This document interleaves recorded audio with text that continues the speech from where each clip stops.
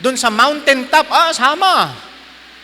Pero kapag nandun na sa valley, sa Bible, pag binanggit niyang valley, it speaks of a dark, troublous time sa buhay ng mga tao. Ba, sabi ni David, though I walk through the valley of the shadow of death, I will fear no evil, for thou art with me. Sabi yun ni David sa Panginoon. Kasama niya ang Panginoon eh. Pero mayroong mga tao na sa kabila ng kanilang, kahit na yung kanilang buhay ay mailalagay sa alanganin, sumama pa rin kay David. So, kasama pa rin nila yung leader nila. Okay? Kaya nga, dito sa chapter 15, makikita natin yung napakagandang halimbawa. Okay? Kung paano na-encourage ni Itay itong si David. Okay? Na estranghero siya eh. Kaya titignan natin yung ating point number 1. Ready na ba kayo? Ready na? Pagka nag-i-amen kayo, mabilis lang tayo. Pero kung matagal, hindi kayo mag-i-amen, matagal pa rin. Okay? Okay? Pag mag-amen kayo, matagal pa rin. Okay? Una, dito na tayo sa point number 1. Makita natin, number 1, his strangeness. Strange. Okay? Because he is a foreigner. Foreigner siya. Hindi siya galing sa anumang tribo ng Israel. Makikita natin yung verse 18, ang sabi dito, and all his servants passed on beside him, and all the Cherethites, and all the Pelethites. Kung maaalala nyo, yung ating pag-aaral sa book of Joshua, yung mga Gibeonites, naalala nyo pa sila? Sila yung nanlinlang sa Israel, sabi nila, galing kami sa malayong lugar. Hindi kami taga-Canaan. Pinakita nila, luma na yung damit nila, luma na yung lagayan ng mga tubig, luma na yung mga sapatos nila, okay? Naka-rugby na lang, di ba? Nagpanggap sila na malayo para magkaroon ng kasunduan sa Israel. Pero, ano nangyari? Na-discover na kapitbahay lang pala sila. Okay? Pero nangako na ang Israel eh. Nangako na sila Joshua. Sige, meron tayong covenant, meron tayong peace sa isa't isa. So, ano nangyari dyan? Sabi ni Joshua sa kanila, okay, wala na tayong magagawa. Nangako na tayo sa kanila, pero ang gagawin nila, sila ay magiging servants doon sa house of God. Okay? Kaya merong mga Cherethites at mga Pelethites. Sa mga Cherethites. Strangers din yan. They are strangers from Israel. And nakita natin dito, binanggit all the Gittites. Ha? Gittites. Yung mga Gintites. Okay? Hindi na-get yung joke. Okay? Naantok na kayo. 600 men. Madami ito. Okay? 600 men which came after him from Gath. So diyan natin makikita, galing pa siya sa Gath. Again, ang Gath is a city doon sa Philistia. Okay? Doon sa country ng mga Philistines. He is a stranger. And it is strange dahil katulad ni Ruth, katulad ni Rahab, katulad ng mga characters sa Bible na hindi naman sila Israelite pero naniwala sila sa tunay na Diyos. And sila ay naging part ng Israel. Diba? Naalala nyo si Rahab, then si Ruth. And mula kay Ruth, okay, nakita natin si Obed, si Jesse, and si David. So mga kapatid, strange. Pero yan nga eh, makikita natin na yung pagkilos ng Panginoon, hindi natin sukat akalain. Yung pagkilos ng Panginoon sa buhay ng isang tao. Okay? Hindi natin alam. Yung mga nandito ngayon, yung mga bagong mananampalataya, yung mga naligtas dito sa Bethel Baptist Church, balang araw, hindi natin aasahan, magpapastor pala isa sa mga kalalakihan dito. Di ba? Si Preacher Chamberlain nga missionary natin, mission pastor natin doon sa Don Salvador Di ba? Di inaasahan na tatawagin ng Panginoon Okay? Basketball lang kami noon. Diba? Yan yung aming hilig gawin noon Okay? Yan noon talagang pag basketball, kayang-kaya. Ngayon, kaya na lang bumili ng sapatos. Hindi na kayang mag-basketball, no? Pero, isipin natin, si Pastor Ben, di ba? Tanungin nyo si Ma'am Digna yung kwento patungkol kay Pastor Ben. Pinagtiyagaan ni Ma'am Digna yan para turuang magbasa. Isipin nyo yun? Hindi natin sukat akalain yung gagawin ng Panginoon sa buhay ng isang tao. Lalo na ito, si Itay. He is from Gath. Ang tingin sa kanya, galing ka dun sa lupain ng mga kalaban. Pero itong si Itay, gumawa siya ng desisyon. Susunod ako kay David. Kasi si David, nagstay din siya dun sa Gath During the time na hinahabol siya, pinapahanap siya ni Saul, si David nagstay sa Gath. At merong mga taong napalapit kay David. Parang, doon pag pumunta tayo sa New Testament, merong mga tao na nakita nila ang Panginoon, tapos sumunod sila. Naalala nyo, doon sa book of John, sabi ni John the Baptist, "Behold, the Lamb of God, which taketh away the sins of the world." Nung narinig yun, nung dalawang disipulo, sumunod sila kay Jesus Christ. Kaya merong disciples na ang pangalan ay Andrew and Peter. Hello? Hindi natin sukat akalain Dahil kapag nakilala mo ang Panginoon, naligtas ka at sumunod ka sa Kanya, hindi mo sukat akalain yung magagawa ng Panginoon sa buhay mo. Kaya itong mga to, yung mga kabataan na to, okay, pag-pray lang natin sila. Makukulit pa yung mga yan May mga naughtiness pa yung mga yan. Okay? Pero balang araw, kapag nag-mature na yan, baka isa sa kanila magpapastor na dito. Yung iba, magmi-missionary. Papadala natin sa buwan. Baka may tao na doon. Diba? Meron ng mga kababaihan, mga pastors' wives na. Asawa na ng missionary. Okay? Meron ng Bible woman. Okay? Hindi natin alam. Merong siguro mga hindi man sila tawagin sa full-time ministry, merong magiging doktor na Kristiyano. May doktor na Kristiyano, merong architect na Kristiyano, merong engineer na Kristiyano. Amen? Merong maganda, no?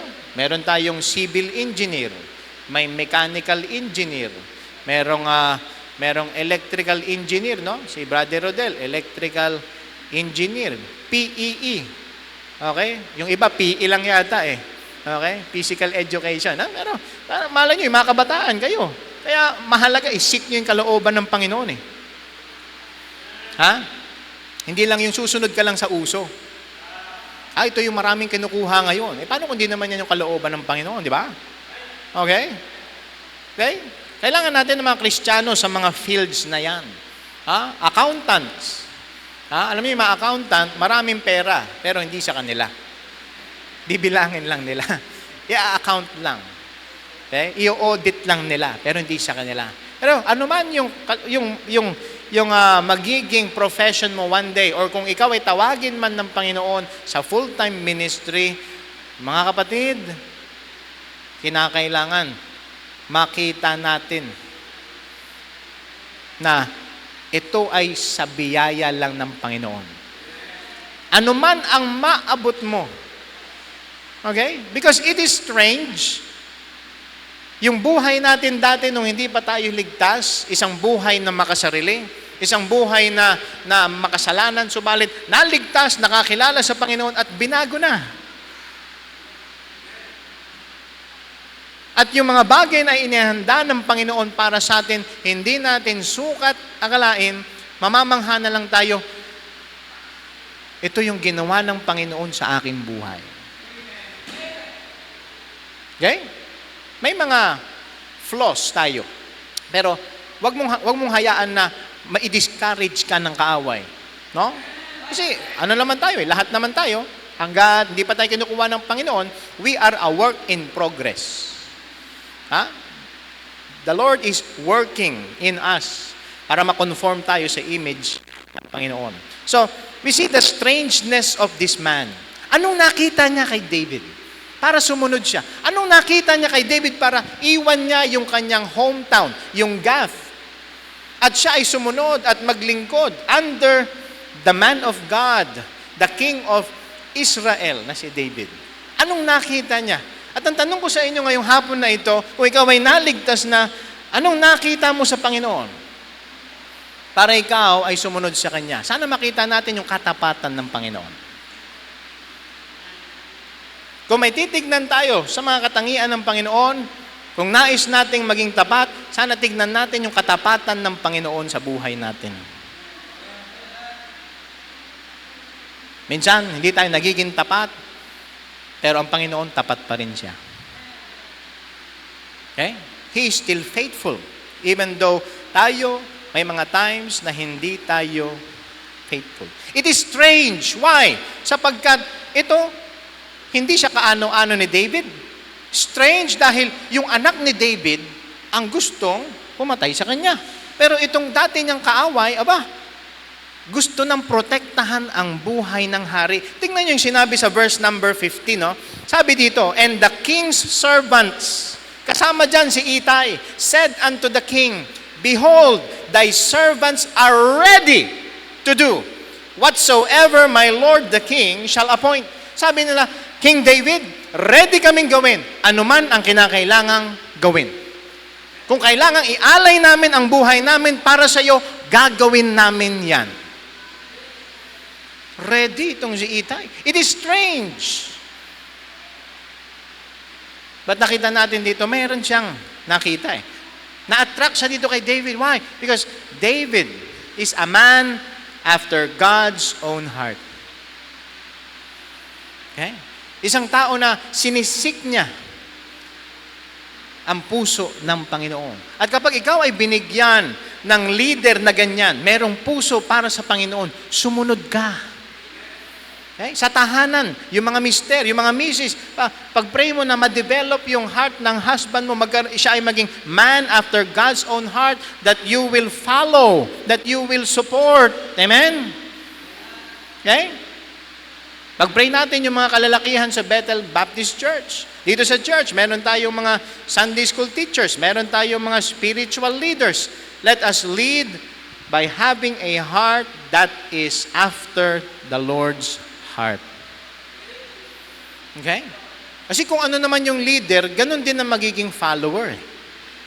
Kung susundin ng leader ang Panginoon, o yung follower, susunod din sa Panginoon. Amen? Okay? So makita natin, number 1, the strangeness. But number 2, we will see the sincerity of this man.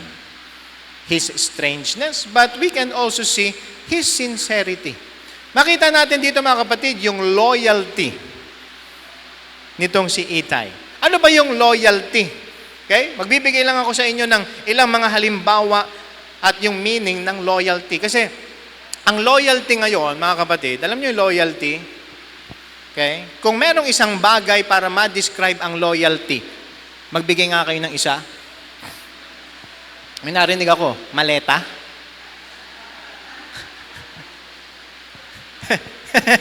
Nakadepende yung loyalty sa maleta. Paano kung laman yung maleta? Mga mangga. Diba? Pero alam niyo mga kapatid, ang loyalty, totoong loyalty okay? Idaan mo yan sa mainit na tubig. Hindi nagbabago. What is loyalty? Okay? Kasi, madalang na lang yung mga taong loyal ngayon. Okay? Konti na lang kami. Okay? Di ba? Konti na lang ang loyal ngayon. Okay? Konti na lang. It is an endangered characteristic ng mga tao ngayon. Dahil ang mga tao, puro pansariling interest lang ang gusto. Kung ikaw ay loyal, praise the Lord kung ikaw ay loyal. Pero ang loyalty, nakikita ito kapag flexible tayo para i-adjust yung plano natin upang matugunan yung pangangailangan ng mga taong pinaglilingkuran natin. Yan, loyalty yan. Okay? Flexible. Mag-a-adjust ka para matugunan mo yung pangangailangan ng mga taong pinaglilingkuran mo. Ano pa? Ang loyalty, yan yung nandiyan ka sa tabi ng mga taong pinaglilingkuran mo during a time ng need nila. Di ba? Ang isang taong loyal, kasama mo in good times and in bad times. Okay? Mas loyal pa nga si Po. Kilala nyo si Po? No? Stick to one siya. Kay Bella lang daw siya. Ha? Okay? Stick to one lang si Po eh. Okay? Kaya tayo, stick to one lang. Amen? Stick to the Lord Jesus Christ tayo. Ha? Hindi tayo yung kung saan tayo mapunta. Alam niyo yung hunyango? Kung saan mapunta, yun yung magiging kulay niya. Nakita na kayo nung hunyango? Okay? Sa English, chameleon ba yun? Di ba? Chameleon, tama ba? Tama ba yun? Yun, chameleon. Huwag tayo maging ganyan. Okay? Ano yung ibig sabihin na maging loyal ka? Pag loyal ka, okay, kasama dyan yung alam mo, sumusunod ka, at iyong tinutupad yung mga kahilingan ng mga taong may responsibilidad sa buhay mo. Naunawaan niyo yun? Okay? Alam mo. Lalo na dapat yung kalooban ng Panginoon sa buhay mo. Dapat malaman mo yan. Merong general will of God. Ano yung general will of God? Isang example niyan, kailangan maligtas ka. Okay? Ano mangyari pag naligtas ka na? Ano yung general will of God? Dapat magpabaptize ka.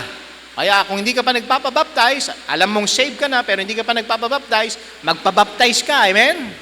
That is the first step of obedience. O pag nagpabaptize ka na, ano yung gagawin mo? Susunod ka na sa Panginoon sa mga ipapagawa niya sa iyo. Ano yung general will of God? Magbasa ka ng Bible. Gusto nyo agad, specific will of God eh. Samantalang hindi ginagawa yung general will of God. Magbasa ka ng Bible.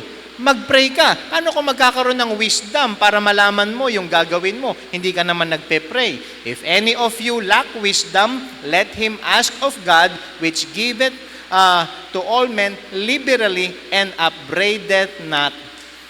Kapag kailangan natin ng wisdom, humingi ka sa Panginoon, bibigyan ka niya. Okay? Kaya mga adults, okay? Pag gagawa ka ng major decision, you seek the counsel and the direction from the Lord. Amen? Sa mga tatay, kapag gagawa ka ng desisyon, you seek the counsel and the direction, the guidance na nagmumula sa Panginoon. Hindi yung gagawa ka lang ng desisyon dahil feel mo eh. Mga kapatid, marami nang gumawa ng maling desisyon dahil sa feelings. Kasi feelings nagbabago eh. Okay? Kaya para hindi tayo magkamali sa gagawin natin, para hindi tayo mag-suffer, magkaroon ng heartache, mga kapatid. Itong pagbasihan natin. Kasi hindi naman ito katulad ng feelings na nagbabago. Ha? This is the perfect Word of God. Hindi tayo nito ililigaw. Hindi tayo nito ipapahamak. Kaya alamin niyo ang kalooban ng Panginoon. General and specific will of God mula sa Kanyang salita. Okay? Kaya nga, doon sa Landmark Bible Baptist Church, doon sa Balanga, every service nila, tataas nila yung Bible nila. Gusto ko ang gayahin eh. Diba? Sasabihin nila, ito ang aking Biblia. Babasahin ko ito. Paniniwalaan ko ito. Susundin ko ito. Isasabuhay ko ito. Pagpapalain ako nito Diba? Word of God eh. This book of the law shall not depart out of thy mouth. Dapat mga kapatid, bukang bibig natin ng Bible eh. Diba? Yung mga mahilig uminom, anong bukang bibig nila? Mga brand ng mga alak. Diba? Okay? Alam na alam nila yun. Kabisado nila. From black label to violet label. Diba? Okay? Alam nila. Dapat tayo, alam natin ang salita ng Diyos, bukang bibig din natin ito. Naniniwala ba kayo dito? Parang hindi yata kayo naniniwala eh. Okay? So we need to know the general will of God and then the perfect will of God para sa atin. Ano ba yung mga example ng mga specific will of God na isasangguni natin sa Panginoon? Okay, pasukan na. Okay? Yung iba sa inyo, magka-college na this year. Sino magka-college this year? Napag-pray na ba? Kung yan talaga yung kurso na nais ng Panginoon, nakunin mo. Yung mga magka-college next year. Yung mga magsi-senior high this year. Napag-pray mo na ba kung yung strand talaga na yan, yung para sa iyo? Di ba? Merong UMS, merong STEM, merong, ano yun? Dalawa lang? Dalawang STEM na lang? Dalawang strand lang? Di ba may UMS pa? UMS, STEM, wala na. Okay. O ba? Bahala na kayo dyan. Okay? Isipin nyo. Para kung sinabi na ng Panginoon ito, alam mo, magpapatuloy ka. Di ba? Ano kalooban ng Panginoon? Specific will ng Panginoon. Mag-Bible school ka. Bakit?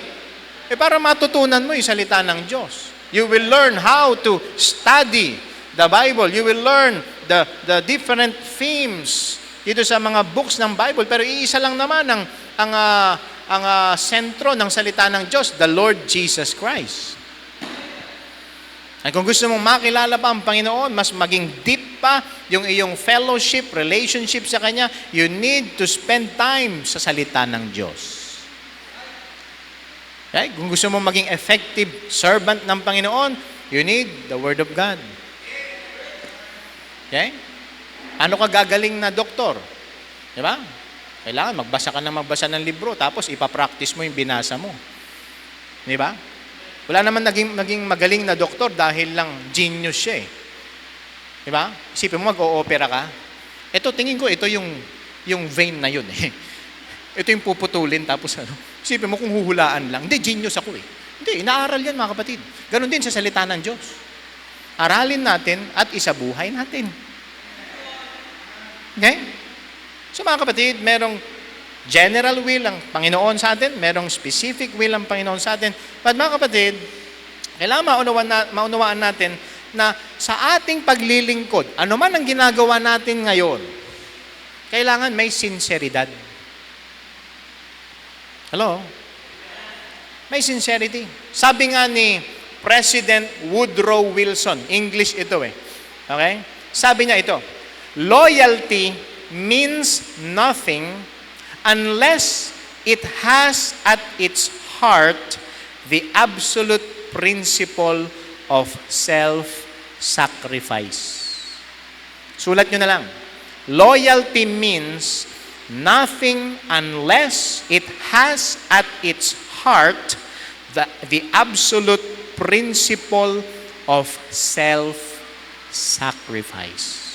You are willing to put the needs of others first. Are you loyal to someone? Are you a loyal friend to your friend? Uunahin mo.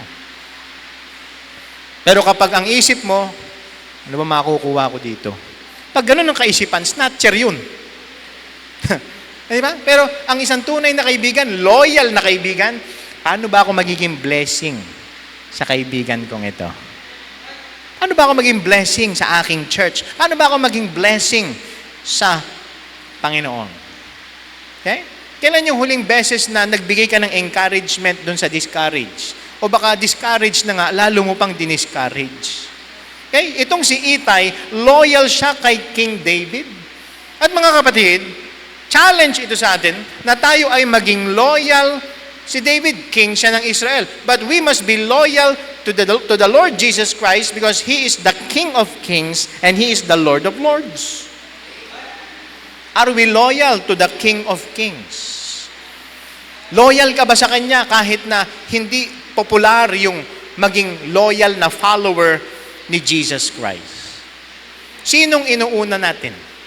Merong isang kwento ng isang sundalo na nung sasabak na sila sa digmaan, meron siyang binigay na sulat doon sa kasama niya na sundalo.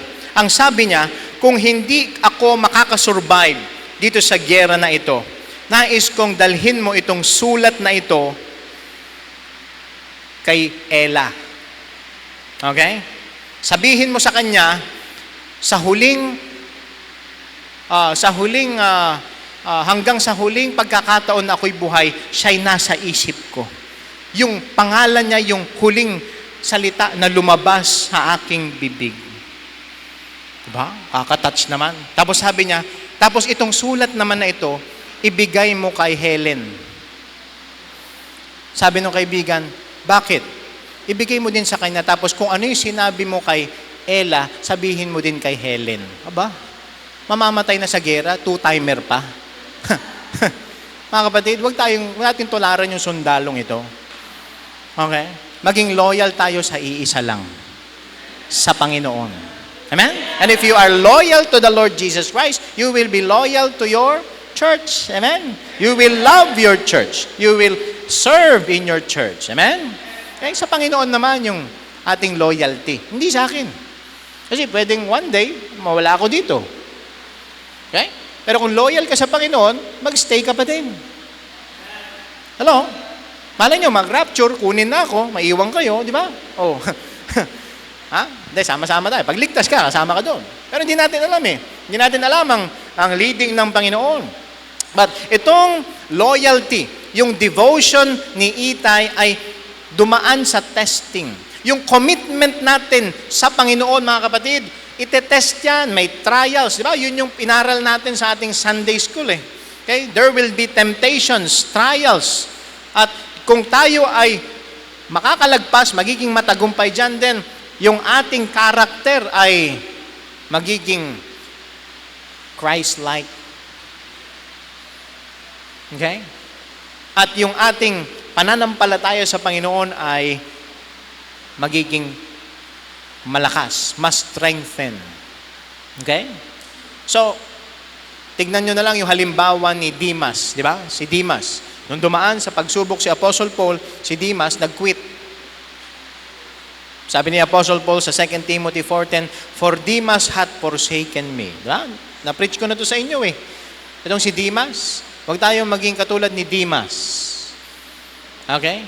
Di masyadong masilayan sa church. Di masyadong nakikinig. Okay? Di masimba, di maserve, di ba? Okay? Pero, magsiswimming. Di ba? Bato-bato sa langit. Choo! Okay? Pero mga kapatid, sana wala lang tayo dito sa church pagka may swimming. Wala lang tayo dito pagka may mga special events tayo. Because every Sunday, every time na tayo ay nagtitipon is a special time for the Lord. Amen? Matitest ng trials yung ating loyalty sa Panginoon. Matitest ng pressure eh. Okay? May mga tao na magpe-pressure sa inyo. At nasa sayo na kung talagang magdi-decide ka na, hindi, kahit anong mangyari. Okay? Saktan man ako, basta gagawin ko yung tama, susunod ako sa Panginoon, magpapatuloy ako. Ha? Papatuloy ako. Ano man yung gawin nila. Doon sa Book of Nehemiah. Okay? Sa Book of Nehemiah, tinetret nung, may mga kontrabida doon eh. Sa Nehemiah chapter 6, si Sanballat, si Tobiah, tsaka si Geshem. Mga marites. Chismoso yung mga yun. Sinisiraan si Nehemiah, tinatakot si Nehemiah. Pero sabi ni Nehemiah, hindi ako pupunta sa inyo. Wala akong kailangan ipaliwanag. Hindi totoo yung mga gawa-gawa niyong kwento. Basta gagawin ko yung pinapagawa ng Panginoon. Ibibuild ko yung wall. Okay? Kasi may mga taong pipigil eh. May mga taong pipigil para magawa mo ang kalooban ng Panginoon sa buhay mo. Pero maging loyal tayo. Si Nehemiah, loyal siya sa Panginoon. Si Itay, loyal siya kay David. Okay? Kaya nga, itong ginawa ni Itay, okay? Itong kanyang sincerity, devotion, loyalty kay David, na reward ito eh. Anong reward, Pastor? Punta kayo sa chapter 18, verse 2. At dito papasok yung ating third point. Third point na, amen? 5:36 pa lang naman. Hanggang 9 o'clock tayo. 2 Samuel chapter 18, verse number 2. Ito ha, loyal siya kay David. Sabi niya, David, sasama ko sa iyo hanggang kamatayan. Parang si Ruth, sabi niya kay Naomi, kung saan ka mamamatay, doon ako mamamatay. Kung sino ang Diyos mo, siya ang magiging Diyos ko. Kamatayan lang ang magpapahiwalay sa iyo at sa akin. Yun ang sabi ni Ruth kay Naomi. Yun ang sabi ni Itay kay David. At dito sa 2 Samuel, okay? 2 Samuel chapter 18 verse 2. Ay, 2 Kings pala to. Ano ba yan? 2 Samuel chapter 18 verse 2. Basahin nyo to ba? Sabay-sabay natin basahin. Ready, go. And David sent forth a third part of the people under the hand of Joab. Stop muna tayo dyan. Of course, si Joab, siya yung general ni King David. So, sa lahat ng tao, lahat ng sundalo ni King David, 1/3 under kay Joab. And then, ituloy natin yung pagbasa. And a third part under the hand of Abishai, the son of Zeruiah. So, ito namang si Abishai, kapatid ni Joab. Mga pamangkin sila ni David. Okay? So, mapagkakatiwalaan ni David. Mga kamag-anak ni David to, mapagkakatiwalaan eh. Pag kayo ay may mga kamag-anak, maganda maging loyal kayo sa mga kamag-anak nyo. Amen? Yeah? Mapapakita nyo yung loyalty nyo pag shinare nyo yung gospel sa kanila. Mapakita nyo yung loyalty nyo kapag dadalhin nyo sila sa Family and Friend Sunday. Amen? Amen? Okay? Kahit sinisiraan kanila, anong sabi naman ng Panginoon? Do good to them, which despitefully use you and persecute you. Oh. Ano sabi ng salita ng Diyos? Overcome evil with good. Oh. Kahit may masama silang sinasabi, ginagawa sa'yo, mahalin mo pa rin sila. Amen? Hello? Pastor, grabe naman yan. Ang radical naman yan. Ganun talaga ang kaligtasan eh. Kahit na siraan ka, kahit nasaktan ka, nagpapatawad ka pa rin. Okay? So, 1/3 kay Joab, 1/3 kay Abishai. Given na yan kasi kasama si Joab at si Abishai sa mga mighty men ni David eh. Tested na to, proven and tested, loyal kay David. Pero alam niyo mga kapatid, kung sino yung maghahandle nung 1/3, tuloy natin yung pagbasa. Ready, go. And a third part under the hand of Itay the Gittite. Estranghero, nagpakita ng loyalty, sincerity kay King David. Kaya binigyan siya ng responsibility. Gusto niyo bang mapagkatiwalaan ng Panginoon? Dapat makita ng Panginoon yung sincerity natin. Hindi lang kapag may nakakakita. Kasi ang Panginoon, nakikita niya lahat. Pati yung motibo natin, bakit tayo naglilingkod. Kaya mga kapatid, alam ng Panginoon yan, maging sincere na tayo sa pagsunod natin sa Kanya. At tayo ay mag-serve. His service. Tingnan nyo. Okay? Tingnan nyo yung third point natin. Naging servant ni King David. Nung una, sabi lang niya, King David, susunod ako sa iyo. Pero merong kailangan gawin. Okay? Lalabanan na yung forces ni Absalom. Okay? At isa si Itay sa napagkatiwalaan. Nagtagumpay sila. Hindi na natin babasahin yung buong kwento sa chapter 18. Nagtagumpay. Okay? Natalo yung mga kalaban. Namatay si Absalom. Pero makikita natin mga kapatid yung service nitong si Itay.